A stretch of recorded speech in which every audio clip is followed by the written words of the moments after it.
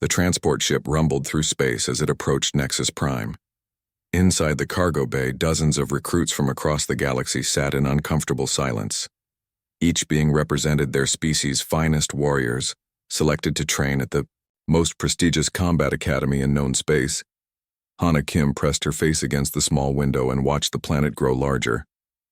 The Galactic Combat Training Academy covered an entire continent on Nexus Prime. From space, she could see the massive training complexes, obstacle courses, and simulation centers that would become her home for the next 2 years.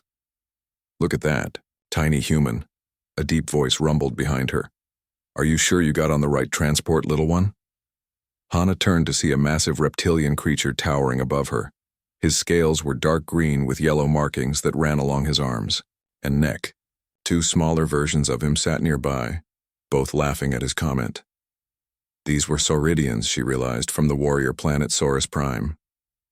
"I am sure," Hana replied calmly.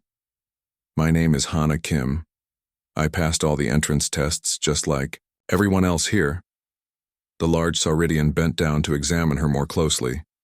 "My name is Groktar. I am the strongest warrior from my planet in 50 years.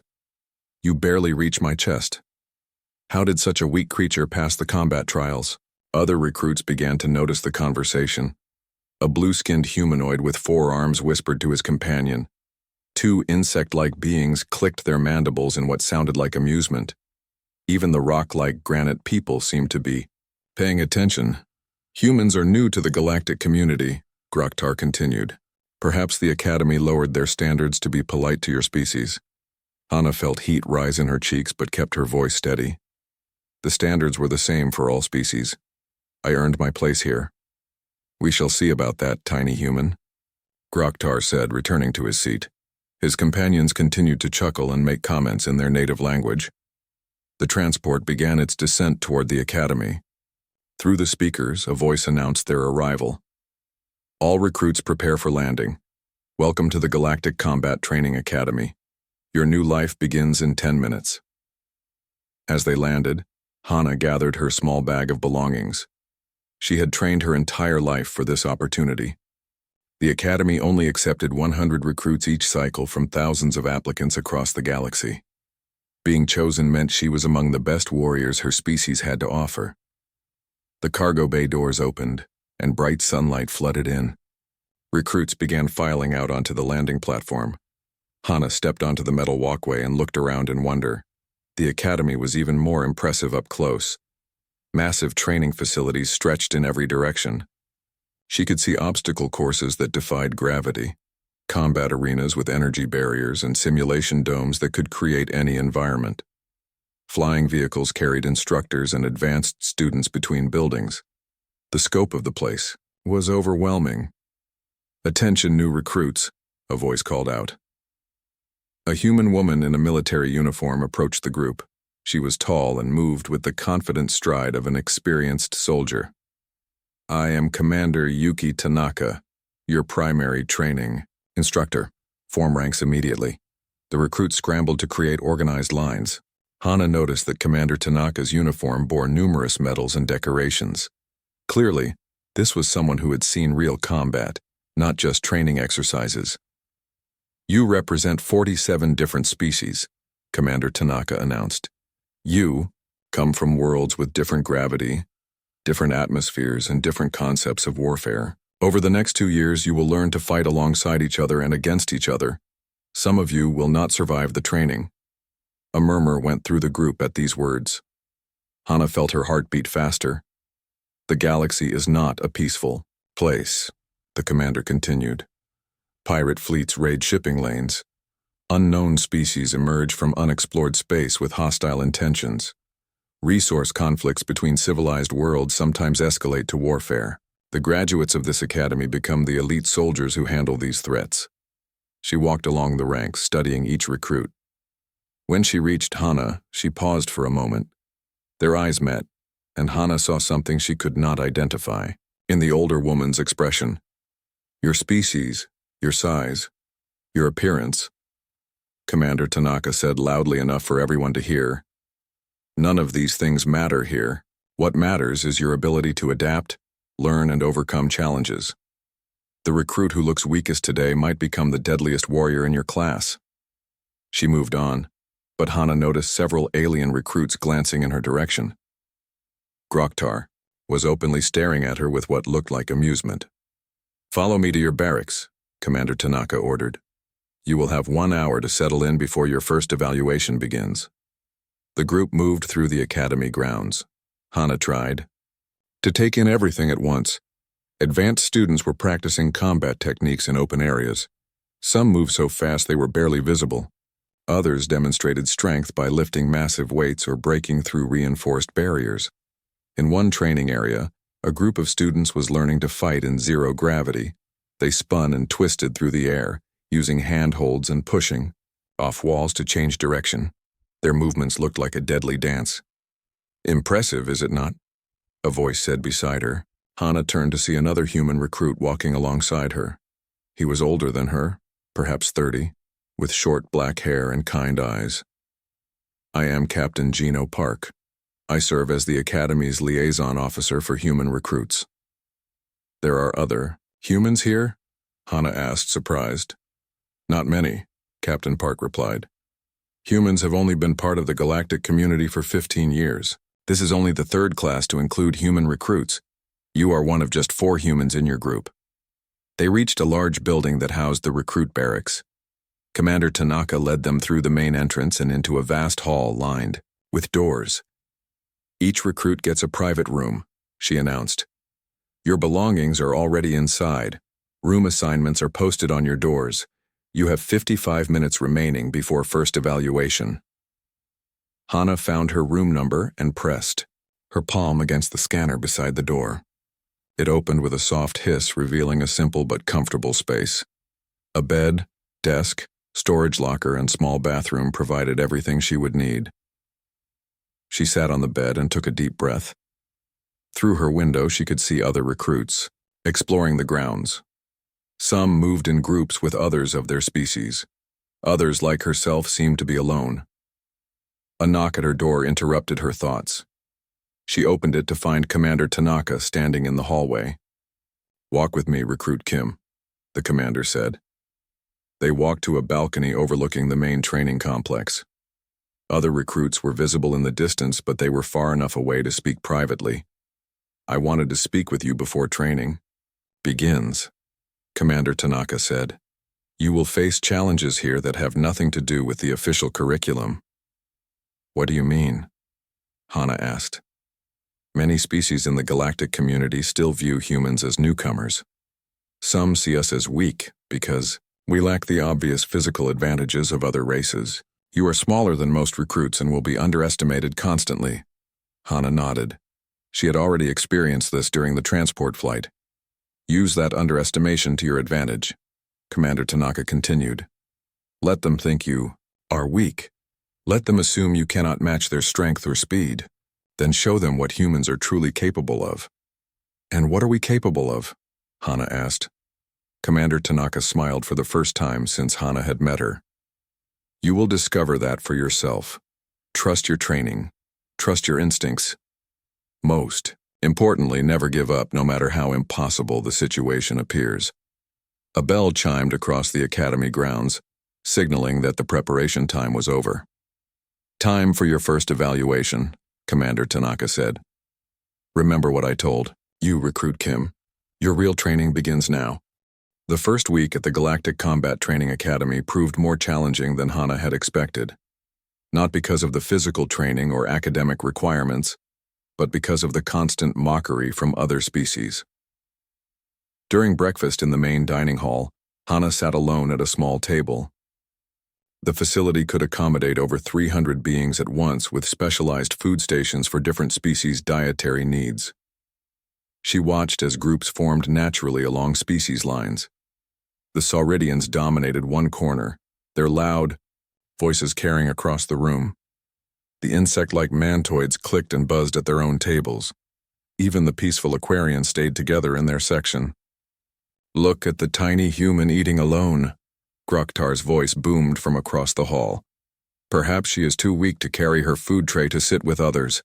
His companions erupted in laughter. Several other tables turned to look at Hana, who continued, eating her breakfast without acknowledging the comment.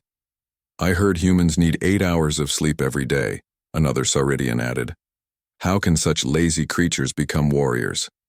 More laughter followed. Hana finished her meal and stood to leave. As she walked past the Sauridian table, Groktar extended one of his massive legs to block her path. Excuse me, small one, he said with fake politeness. I was wondering if you could explain something to me. How did your species manage to build starships when you are so obviously inferior to every other race here? Hana looked up at him calmly. We built them the same way we do everything else, through determination and intelligence. Intelligence? Groktar laughed louder. Intelligence is useless in combat. Only strength matters. Watch this. He picked up a metal eating utensil and bent it in half with just his fingers. The other recruits, at nearby tables, stopped their conversations to watch. Can your intelligence bend metal, tiny human? Groktar asked. No, Hana replied, but it can find better ways to accomplish the same goal. She picked up another utensil from his table. Instead of trying to bend it with brute force, she placed it against the edge of the table and applied pressure at a specific angle. The metal snapped cleanly in two. Physics, she said simply, setting the pieces down. Intelligence finds the weak point. For a moment, the dining hall was quiet. Then Groktar's expression darkened. Clever tricks will not help you in real combat, human, he said. When we face each other in training, you will learn what real strength means. Hana walked away without responding, but she could feel dozens of eyes following her movement. Word of the exchange spread quickly through the academy. By afternoon training, every recruit knew about the confrontation between the small human and the massive Sauridian. The afternoon session took place in the Tactical Simulation Center. Commander Tanaka divided the recruits into mixed teams for strategic exercises. Each team received a complex military scenario to solve using available resources and personnel. Hana found herself assigned to a team with representatives from 6 different species. Their scenario involved rescuing hostages from a heavily defended facility while avoiding civilian casualties. The team leader was a tall, blue-skinned Altarian named Veltar, who immediately began issuing orders. The direct approach is best, Veltar declared. We use our strongest fighters to break through the main entrance while others create diversions. The other team members nodded in agreement. This was the standard approach most species used in combat situations. Overwhelming. Force applied at the point of greatest resistance. May I suggest an alternative? Hana asked quietly. Veltar looked down at her with barely concealed annoyance. What could a human possibly add to our strategy? The facility has a waste disposal system, Hana said, pointing to the holographic display. The pipes are large, enough for smaller beings to navigate. While you create your diversion at the main entrance, I could enter through the disposal system and disable the facility's power grid from inside. Crawling through sewage pipes? One of the insect-like mantoids clicked in disgust. How undignified. It would also be effective, Hana replied. With the power grid down, their security systems fail. The hostages could be rescued with minimal resistance and no civilian casualties. Veltar considered this for a moment. Very well, tiny human. If you wish to crawl through filth while real warriors handle the actual fighting, that is your choice. The simulation began, and the team executed both plans simultaneously. While Veltar led the main assault force against the facility's defenses, Hana navigated the waste disposal system. The environment was unpleasant, but her small size allowed her to move quickly through spaces that would have been impossible for larger beings. She reached the power control center and began systematically shutting down the facility's systems. Security cameras went dark. Electronic locks disengaged. Emergency lighting activated, creating confusion among the defenders. The simulation ended in complete success.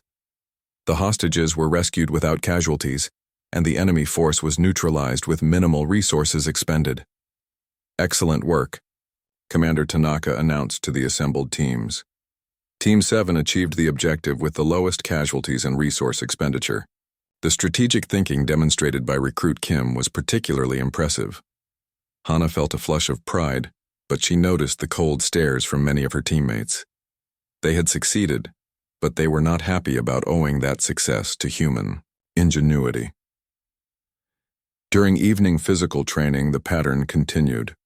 While other species focused on displays of raw strength and speed, Hana consistently found more efficient ways to complete the required tasks.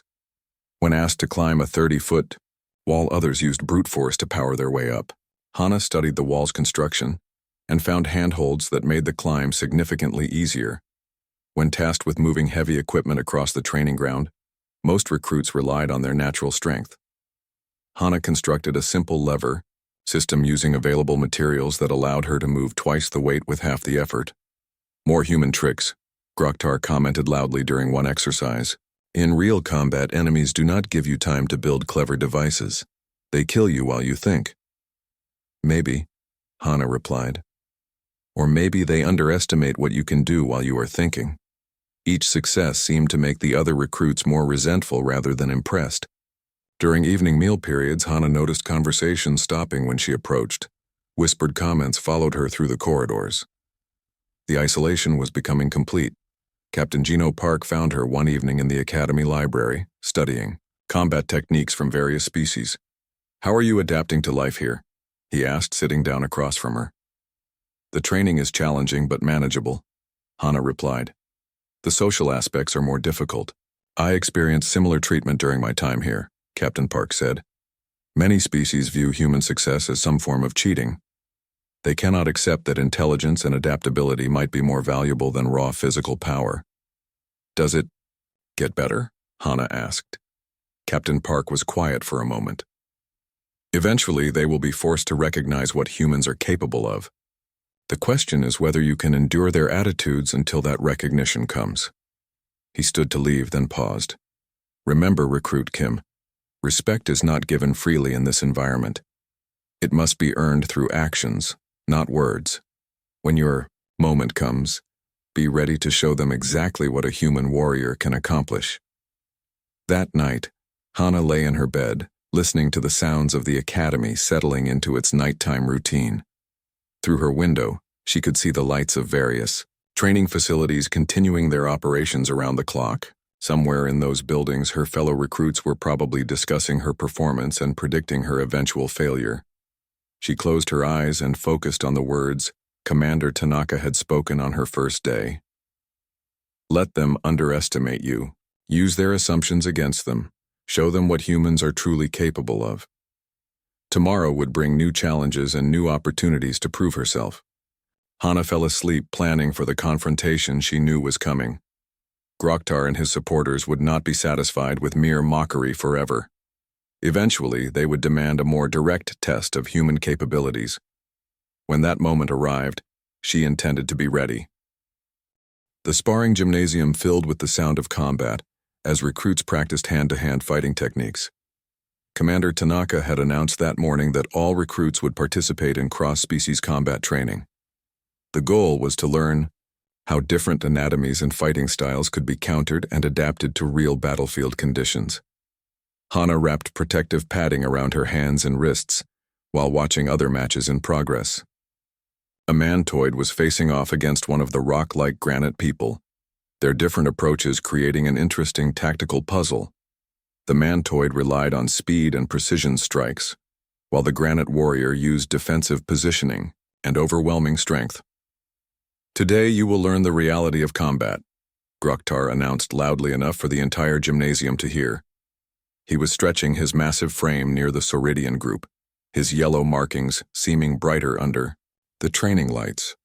No more clever tricks or strategic thinking, just warrior against warrior. Several recruits turned to look at Hana when he said this. The tension that had been building for weeks was finally approaching its breaking point. Everyone in the academy knew about the ongoing conflict between the small human and the dominant Sauridian warrior. "Attention all recruits," Commander Tanaka called out.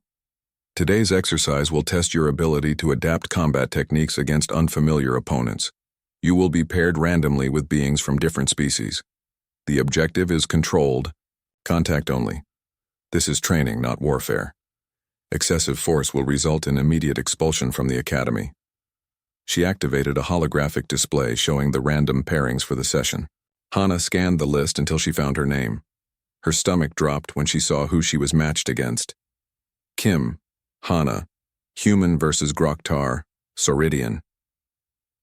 It appears the computer has a sense of humor, Groktar said, grinning widely to display his sharp teeth. Finally, tiny human, you will face a real warrior in honest combat. Other recruits began gathering around the designated sparring area. Word spread quickly that the human and Sauridian would be fighting, and soon nearly everyone in the gymnasium had stopped their own training to watch. Commander Tanaka approached the sparring circle and addressed both fighters. This is a training exercise, she emphasized. Controlled contact means strikes that demonstrate technique without causing injury. The objective is to learn, not to prove dominance. Of course, Commander, Groktar replied with fake respect. I would never harm such a delicate creature. Hana said nothing but began studying her opponent's stance and movement patterns. Groktar stood nearly twice her height and probably weighed 4 times as much. His reptilian physiology gave him natural armor in the form of thick scales, and his muscle mass was impressive even by Sauridian standards. Begin when ready, Commander Tanaka announced, stepping back to the edge of the circle. Groktar immediately moved forward with surprising speed for such a large being. His opening attack was a straightforward punch aimed at Hana's midsection. She sidestepped the blow and responded with a quick strike to his ribs, testing the thickness of his natural armor. Her hit barely registered.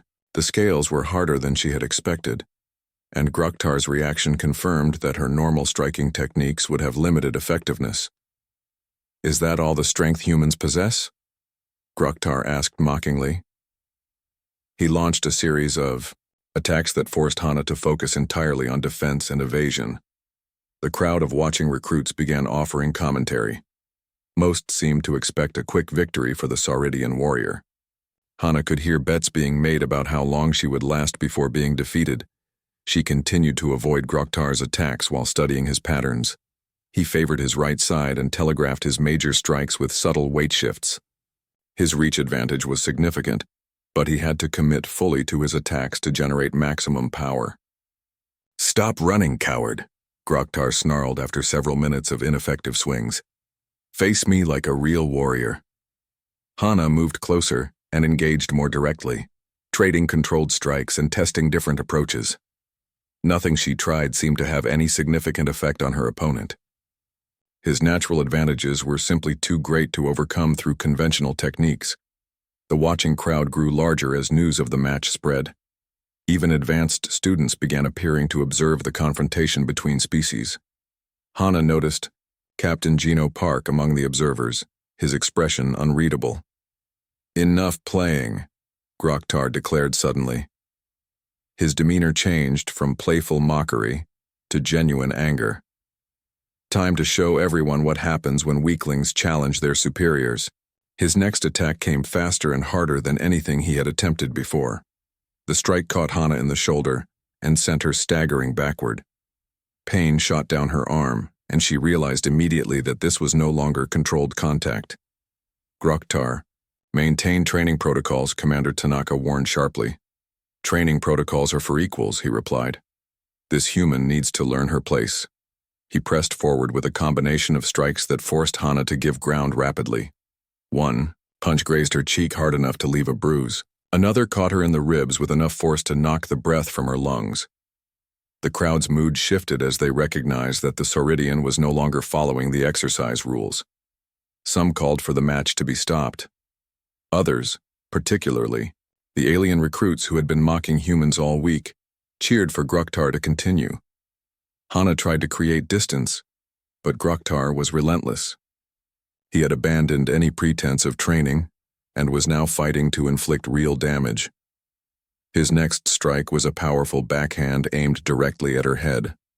The blow connected with crushing force. Hana felt her feet leave the ground as she was launched across the sparring circle. She hit the padded wall hard and slid to the floor, her vision blurry and her ears ringing. The gymnasium erupted in noise. Some recruits cheered Groktar's display of dominance. Others called for medical assistance. Commander Tanaka was shouting orders, but Hana could not make out the words over the buzzing in her head. "That is what real strength looks like," Groktar announced to the crowd.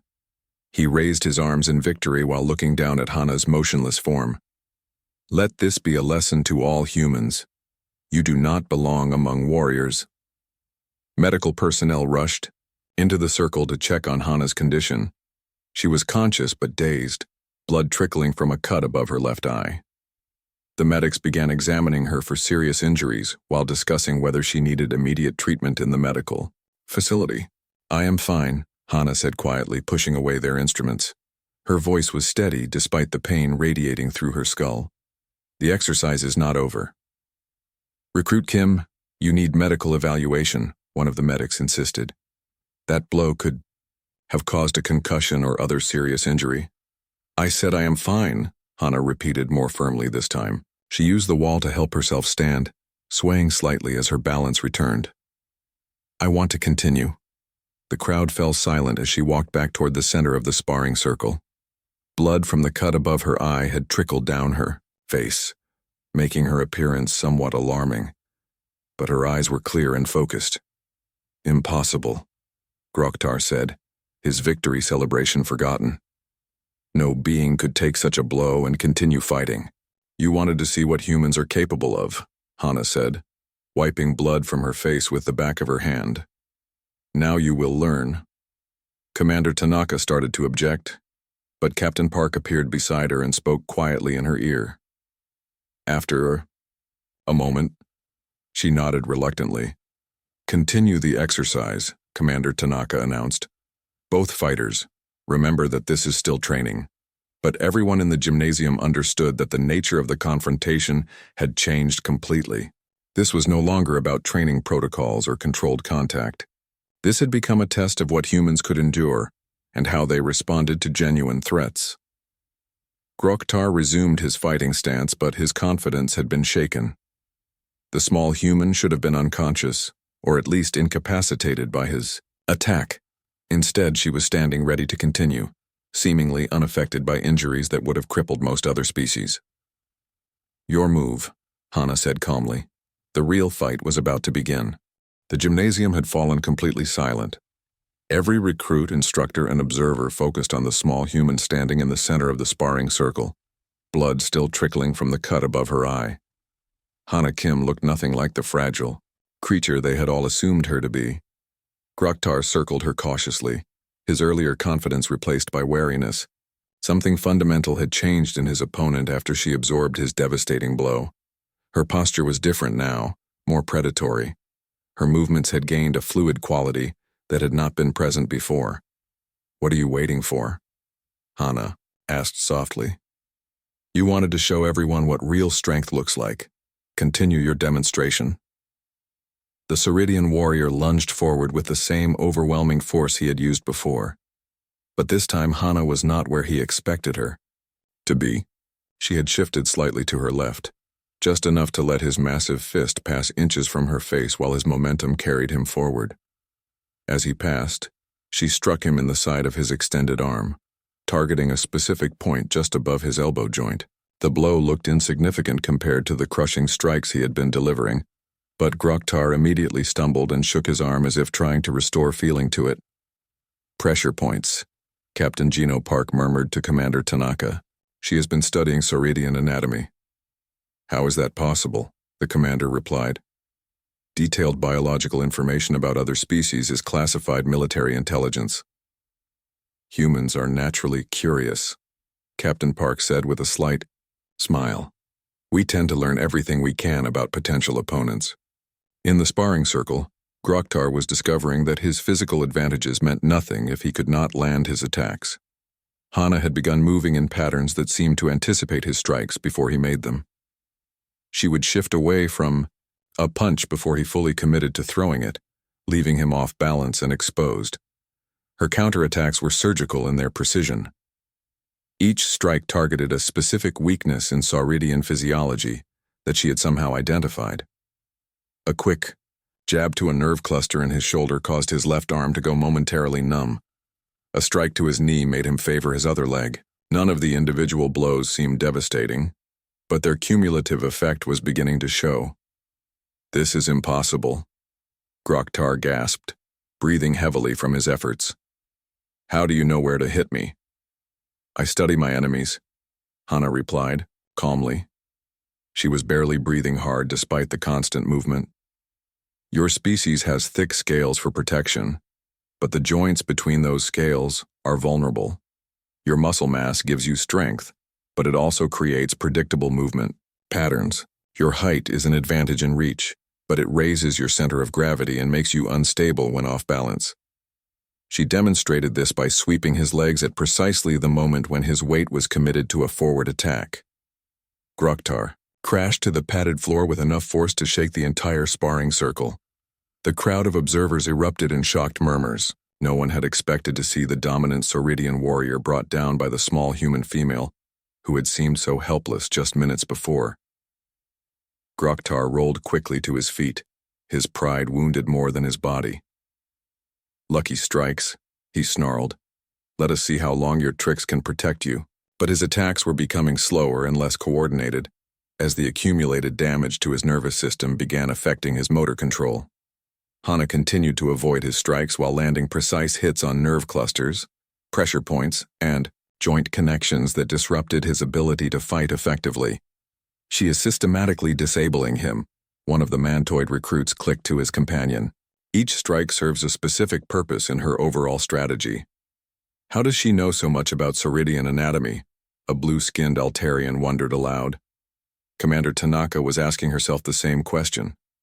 Human recruits received the same basic xenobiology training as all other species. But what Hana was demonstrating suggested detailed knowledge that should not have been available to Academy students. The answer came from Captain Park, who had moved closer to observe the technique being employed.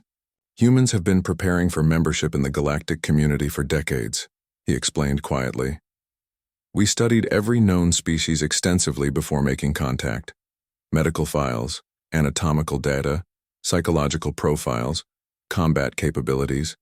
We wanted to understand what we would be dealing with. That information was supposed to be kept classified at the highest levels," Commander Tanaka protested. "It was," Captain Park agreed. "But humans have a saying about assumptions. When you assume something, you make problems for everyone involved. We never assumed that other species would remain friendly forever." In the sparring circle, Groktar was beginning to realize that he was fighting a losing battle. His strikes were becoming wilder and less accurate as frustration replaced tactical thinking. Hana, meanwhile, appeared to be growing stronger and more focused as the fight progressed. What the alien observers did not understand was that humans possessed a unique evolutionary trait, developed over millions of years of surviving as prey, animals on a hostile world. Pain and injury triggered enhanced mental focus rather than decreased performance. The more damage they sustained, the more dangerous they became. Hana felt the familiar sensation washing over her consciousness. Her heart rate had increased, flooding her system with adrenaline and other combat chemicals. Her perception of time seemed to slow, allowing her to process Groktar's movements with perfect clarity. The pain from his earlier strikes had faded to background noise. This was the state that human warriors called tactical fury. It was not blind rage or uncontrolled violence. It was a heightened level of awareness and capability that activated when humans faced genuine threats to their survival. Groktar threw another wild punch, telegraphing his intention so clearly that Hana had positioned herself for the counter before he even began the movement. She caught his extended arm and used his own momentum to throw him across the sparring circle, with a technique that should have been impossible for someone of her size. The massive Sauridian hit the padded wall hard enough to leave an indentation in the protective material. He struggled to his feet, swaying slightly as his equilibrium tried to compensate for the accumulated nerve damage. "Impossible," he wheezed. "You are too small to generate such force." "I did not generate the force," Hana explained patiently. "You did. I simply redirected it where I wanted it to go. That is what intelligence means in combat, using your enemy's strength against them." She moved forward slowly, no longer concerned about his potential attacks. Groktar's motor control had degraded to the point where his movements were clumsy and easily predicted. The accumulated damage to his nervous system had effectively neutralized his physical advantages. "Yield, Shirai," said simply. "You cannot continue fighting effectively, and I do not wish to cause permanent injury." Pride warred with pragmatism in Groktar's expression. Every instinct of his warrior culture demanded that he continue fighting regardless of the consequences. But his rational mind recognized that he had already lost this contest in every meaningful way. "I do not yield to weaklings," he declared, launching himself forward in one final desperate attack. Hana sidestepped the clumsy charge and struck him with perfect precision at the base of his skull, targeting a nerve cluster that instantly paralyzed his voluntary muscle control. Groktar collapsed to the floor, conscious but unable to move. The gymnasium erupted in chaos as medical personnel rushed to assist the fallen Ceridian, while other recruits struggled to process what they had just witnessed. The small, supposedly weak human had systematically dismantled one of the galaxy's most feared warrior species. Hana stood over her defeated opponent, breathing steadily as the combat chemicals began to clear from her system. She looked around at the shocked faces surrounding the sparring circle and saw her reflection in their expressions. Fear. For the first time since arriving at the academy, she saw genuine fear when other beings looked at her. "Medical evaluation for both fighters," Commander Tanaka ordered, her voice cutting through the noise. "Immediately." As the medics helped Groktar onto a transport stretcher, Hana walked calmly toward the exit. The crowd of observers parted to let her pass, none of them willing to make eye contact with the human who had just redefined their understanding of what her species was capable of. The real education was just beginning. The medical facility at the Galactic Combat Training Academy buzzed with activity as teams of specialists worked to assess the damage from the sparring incident. In one room, Hana Kim sat patiently while a medical scanner examined her injuries. In another, Groktar lay on an examination table, his massive frame connected to various monitoring devices. Dr. Vexani, a tall insectoid medical officer with compound eyes and precise movements, studied the scan results from both patients.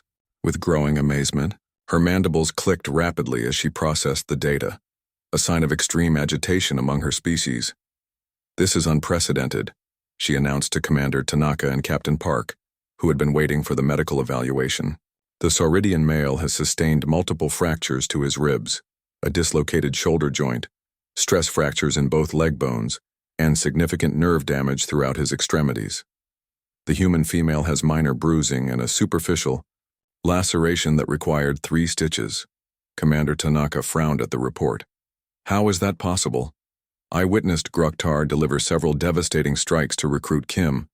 She should have sustained serious injuries." "Human physiology is more resilient than most species realize," Dr. Vexani explained. "Their bone density is exceptional.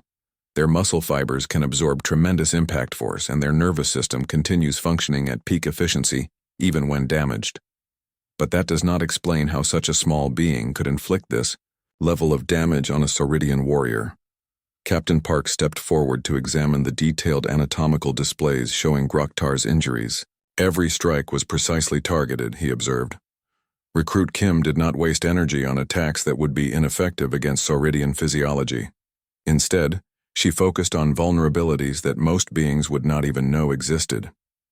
"Where would an academy recruit learn such detailed information about alien anatomy?" Dr. Vexani asked. "Humans are thorough in their preparations," Captain Park replied diplomatically. "We believe in understanding our environment completely before taking action." While the medical staff debated the implications of what had occurred, word of the incident spread throughout the academy like wildfire.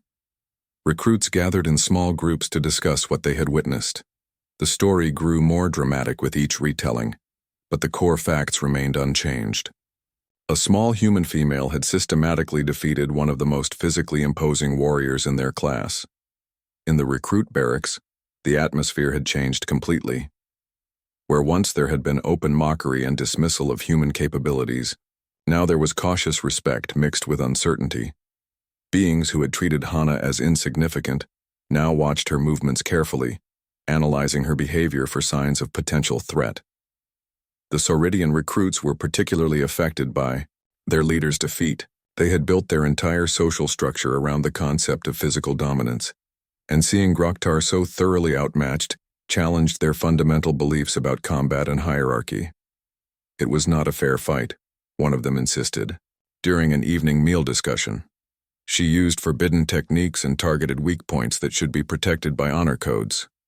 There are no honor codes in real combat, replied a veteran Altarian recruit who had been observing the conversation. The human did exactly what any intelligent warrior should do. She identified her enemy's weaknesses and exploited them systematically. Similar debates were occurring throughout the academy as different species tried to process the implications of what they had seen. Some viewed Hana's victory as evidence of human treachery and deception. Others recognized it as proof of superior tactical thinking and adaptability. 3 days after the incident, Groktar was released from the medical facility. His physical injuries were healing well thanks to advanced Sauridian regenerative capabilities, but his pride remained severely wounded. He moved through the academy corridors with obvious discomfort, both from his healing bones and from the stares of other recruits. Hana encountered him in the main corridor outside the dining facility. A crowd quickly gathered to observe their interaction, everyone wondering if the confrontation would resume now that the Sauridian had recovered. "Human," Groktar said, his voice lacking its former arrogance. "I wish to speak with you." "Of course," Hana replied calmly. "What do you want to discuss?" Groktar was quiet for a long moment, struggling with concepts that did not come easily to his warrior culture. "I have been thinking about our fight," he finally said. "About the techniques you used and the knowledge you demonstrated." "And what conclusions have you reached?" Hana asked. "You could have killed me," Groktar said bluntly. "Several times during our combat, you had opportunities to strike vital points that would have caused permanent damage or death. Instead, you chose to disable me without causing lasting harm." The watching crowd murmured at this admission. Most had not realized how much restraint Hana had actually shown during the fight. "Why did you show mercy to someone who was trying to harm you?" Groktar continued. Hana considered her answer carefully. "Because you were not truly my enemy," she said. "You were a fellow student who allowed pride and prejudice to cloud his judgment. I wanted to prove a point about human capabilities, not to destroy someone who might someday fight alongside me against real enemies." "I do not understand humans," Groktar admitted. "In Sauridian culture, strength is everything. The strong dominate the weak, and the weak serve the strong. But you demonstrated superior strength while showing concern for your defeated opponent. This does not fit our understanding of how warriors behave." "Different species have different approaches to warfare," Hana explained. "Humans learned long ago that the strongest individuals do not necessarily make the strongest groups. We value cooperation and mutual support as much as individual capability." Groktar nodded slowly, processing concepts that were foreign to his upbringing. "I publicly challenged your right to be here," he said. "I claimed that humans were too weak to be warriors. I was wrong." The admission sent shockwaves through the gathered recruits. Sauridians were known for their stubborn pride and reluctance to admit error. For Groktar to publicly acknowledge his mistake represented a fundamental shift in his worldview. "You were operating based on incomplete information," Hana said diplomatically. "Now you know more about human capabilities. That knowledge will make you a better warrior and a better leader." "Will you teach me?" Groktar asked suddenly. "The techniques you used, the anatomical knowledge, the tactical approaches. I want to understand how humans fight." This request surprised everyone present, including Hana. The idea of a proud Sauridian warrior asking for instruction from a member of the species he had recently considered inferior was unprecedented. "I would be honored to share what I know," Hana replied. "But learning human fighting techniques requires more than just memorizing movements. It requires understanding how humans think about problems and solutions." "Then teach me to think like a human warrior," Groktar said with determination. Over the following weeks, an unlikely partnership developed between the small human female and the massive Sauridian male. Hana began teaching Groktar the principles of tactical analysis, anatomical exploitation, and adaptive combat strategies. In return, he shared Sauridian knowledge of strength training, endurance building, and the psychological aspects of warrior culture. Their collaboration had ripple effects throughout the academy. Other recruits began approaching Hana with requests for instruction or partnership in training exercises. The initial fear and suspicion gradually gave way to genuine respect and curiosity about human capabilities. Commander Tanaka observed these developments with satisfaction. The integration of humans into the galactic military community had always been her primary objective, but she had not anticipated that it would happen through such dramatic means. Recruit Kim has accomplished in one sparring session what we had hoped to achieve over an entire training cycle, she commented to Captain Park during one of their regular briefings. The other species are finally taking humans seriously as potential allies and opponents. Hana represents the best of what our species can offer, Captain Park agreed. Intelligence, determination, adaptability, and the wisdom to use force only when necessary. She has shown them that humans can be valuable partners in any conflict. The Academy's social dynamics had been permanently altered by the events in the sparring gymnasium. Humans were no longer viewed as weak newcomers to be tolerated or dismissed. They were recognized as formidable warriors with unique capabilities that complemented the strengths of other species. But more importantly, the incident had demonstrated something that would prove crucial in the challenges that lay ahead for the galactic community. When faced with overwhelming opposition, humans did not surrender or retreat. They adapted, analyzed, and found ways to turn their enemies' advantages into weaknesses. The lesson would prove invaluable in the conflicts to come. 6 months had passed since the incident in the sparring gymnasium, and the Galactic Combat Training Academy bore little resemblance to the institution Hana Kim had first entered. The rigid social barriers between species had begun to dissolve, replaced by training partnerships based on complementary abilities rather than racial prejudice. In the Advanced Combat Simulation Center, Hana worked alongside a mixed team that would have been unthinkable during her first week.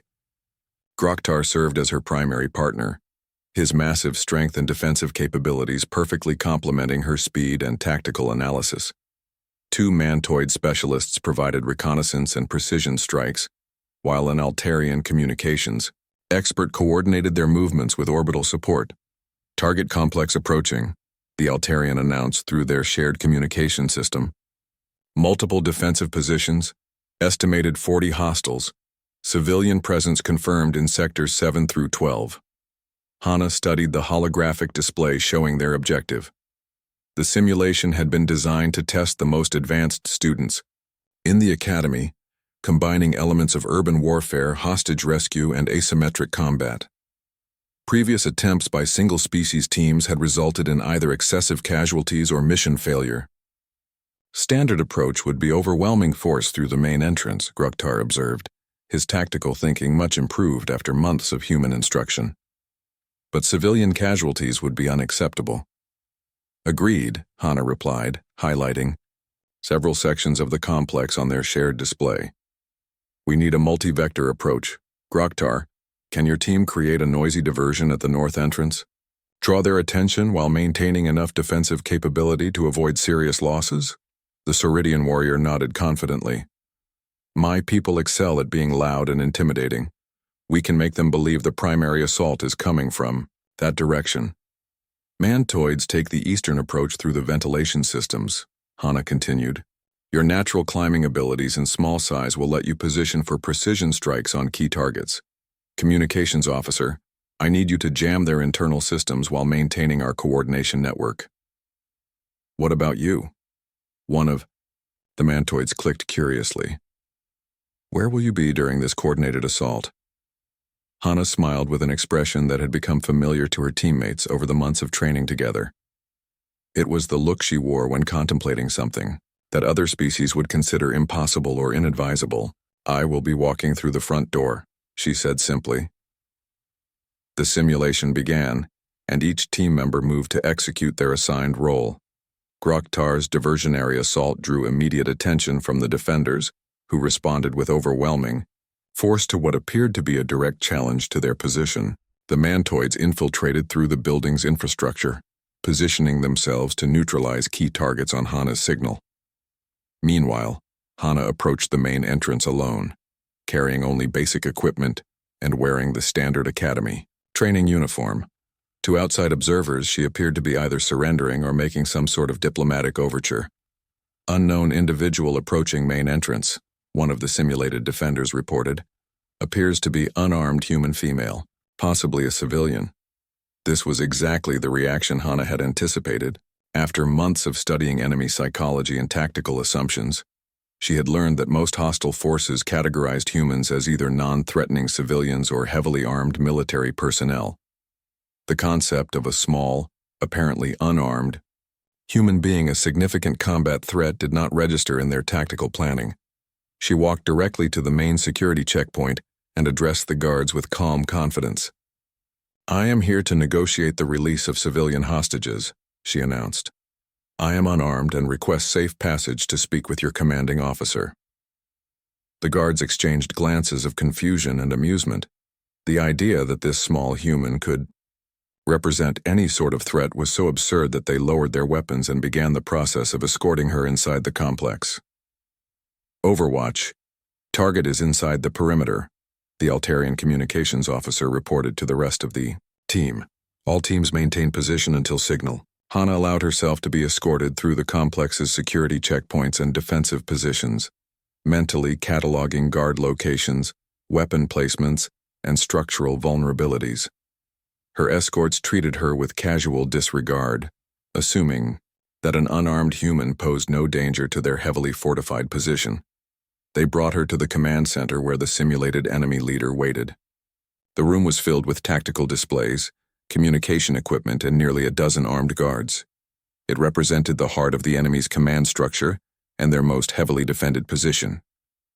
"So the humans send a small female to negotiate?" the enemy commander said with obvious amusement. "Do they hope that our maternal instincts will make us sympathetic to your cause?" "Not exactly," Hana replied, moving closer to the central command console. "I am here to demonstrate why underestimating humans is a tactical error." Before anyone could react, she had disabled the room's lighting system and activated a localized electromagnetic pulse that neutralized their communication equipment.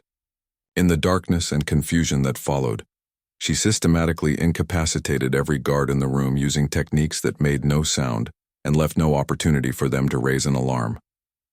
"All teams execute," she transmitted through her personal communication device. "Command structure neutralized. Proceed with hostage extraction." The coordinated assault that followed was a masterpiece of tactical planning and execution. With their command center offline and their attention focused on Groktar's noisy diversion, the enemy force was completely unprepared for simultaneous strikes from multiple directions. The mantoids eliminated key defensive positions with surgical precision while Hana worked her way through the complex from the inside, opening secured doors and disabling security systems. The simulation ended with all hostages rescued, minimal casualties among the assault force, and complete neutralization of the enemy threat. The time required was less than half of what any previous team had achieved. In the debriefing room afterward, Academy instructors struggled to analyze what they had witnessed. The combination of human tactical thinking with alien physical capabilities had produced results that exceeded their most optimistic projections. The psychological warfare aspect was particularly impressive, Commander Tanaka observed. Using enemy assumptions about human capabilities as a weapon was brilliant strategy. "It only works because humans have been consistently underestimated," Captain Gino Park added. "Once our true capabilities become widely known, this approach will lose its effectiveness. Then we will adapt and find new approaches," Hana said confidently. "That is what humans do best."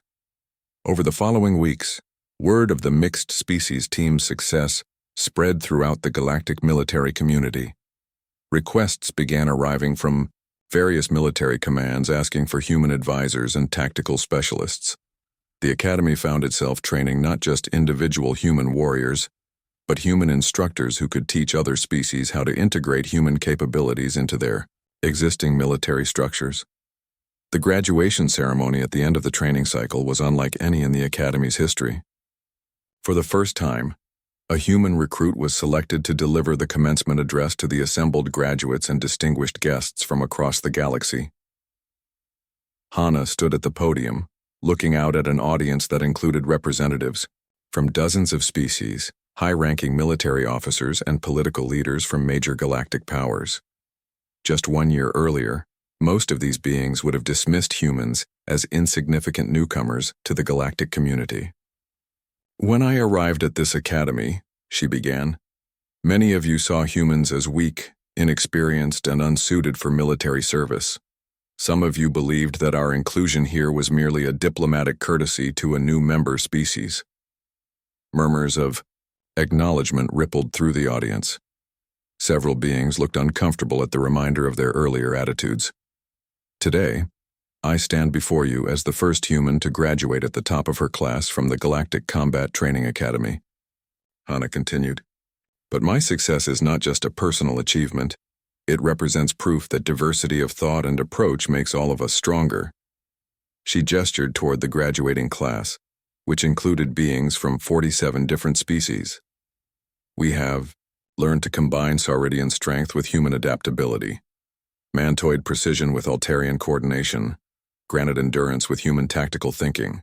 Each species contributes unique capabilities that enhance our collective effectiveness."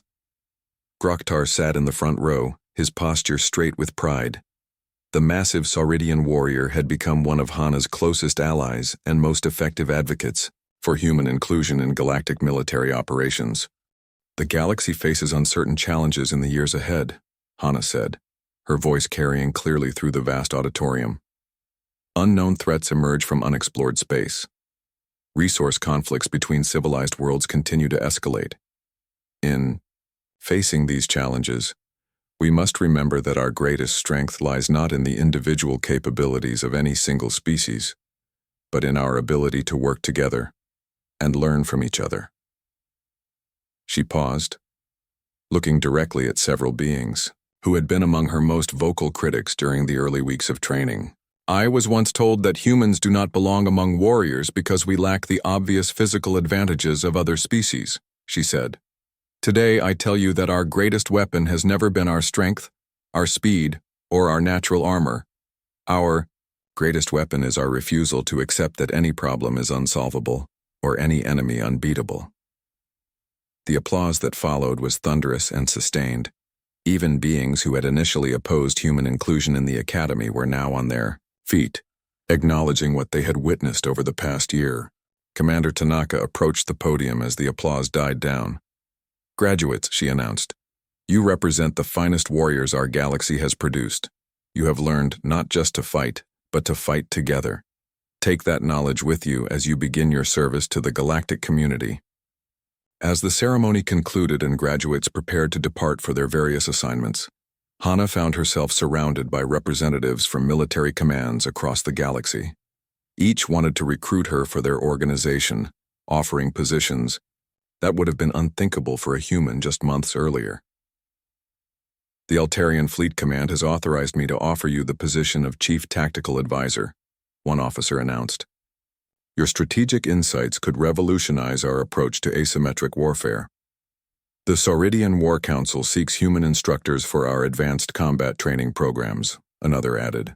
"Your victory over Groktar has become legendary among our people." Hana listened politely to each offer but had already made her decision about her future. When the crowd of recruiters finally dispersed, she approached Commander Tanaka with her request. "I want to return to the academy as an instructor," she said. "There will be more human recruits in future classes, and other species still have much to learn about working with humans as partners rather than subjects." Commander Tanaka smiled with satisfaction. "I was hoping you would make that choice," she said. "The academy needs instructors who understand that our mission is not just to train individual warriors, but to build bridges between species that will strengthen the entire galactic community." As Hana looked out over the academy grounds where she had first been dismissed as too weak to belong, She felt a deep sense of accomplishment, not just for her personal success, but for what that success represented for human integration into the larger galactic community. The phrase "never count out a human" had indeed become common in 47 different languages, just as Captain Park had predicted. But more importantly, it had become the foundation for a new understanding of what made effective warriors and strong alliances. The galaxy was becoming a more dangerous place, with new threats emerging from unexplored regions of space. When those challenges arrived, they would face not just individual species fighting alone, but a united community that had learned to combine the best capabilities of all its members. And at the heart of that unity would be the lesson learned. In a sparring gymnasium where a small human female had shown the galaxy what her species was truly capable of accomplishing,